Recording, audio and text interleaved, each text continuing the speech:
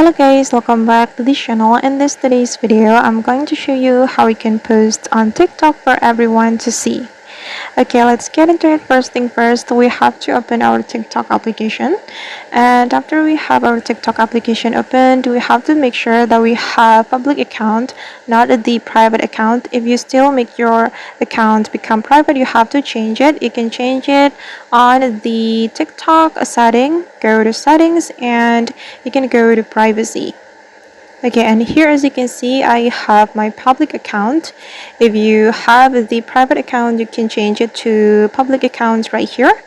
And after that, we can start to post on TikTok. I'm going to click on this plus button to start creating a new post.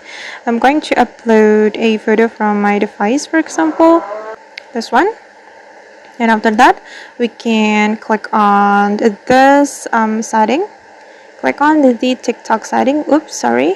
We can click on the TikTok settings and we just need to select everyone so everyone can see or can view this post.